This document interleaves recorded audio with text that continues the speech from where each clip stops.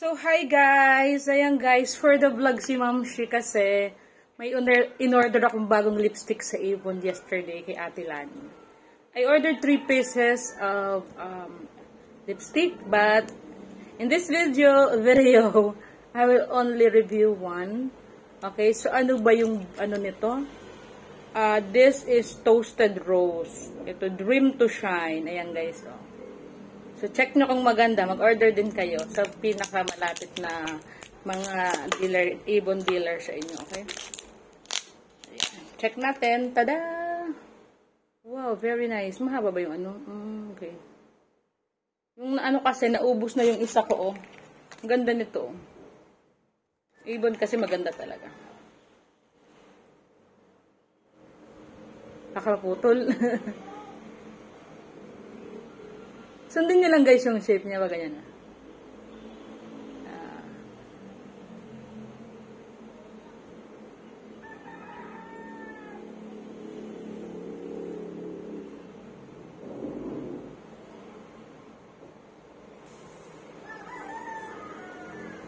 Wow.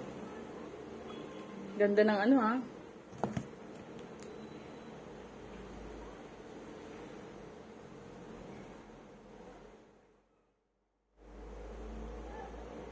Maganda guys, ano?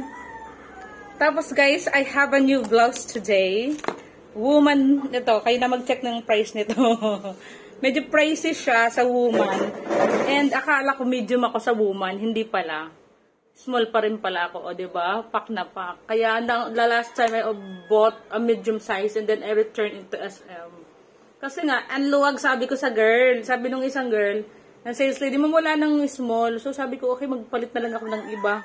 So, you can replace a cheaper one or add, but the excess amount, you have to pay the excess amount. Or if you purchase a lesser amount, you cannot refund the amount na excess, diba? So, ayun. Ayan guys, ang pinili ko. Ayan. Woman. I am a woman. Ayan. Yung woman ko na t-shirt talaga sa woman na brand is extra small. Ayan, 36 ako guys dito. Dito 32, dito 39. Pagdating sa blouse, small. Medyo pricey. Kaya if I'm not mistaken na, 399. Ayan. Tingnan nyo guys. Tapos, kung medyo malamig sa opisina nyo, oh, you can suot ano. O, diba? Suotan nyo na lang para hindi naman masyadong revealing. Diba? It's a fashion.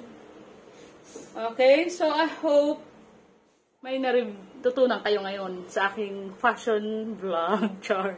Ayan guys, so Toasted Rose ng Avon. Maganda siya, diba? O, diba? Simple lang. I use eyeshadow. Itong, sa ano lang, sa Shopee lang. Eyebrow liner. Shopee, this one is City Mini Palette. Ano yata? Ito, may bilin to eh. Maybelline. Tapos yung face powder ko,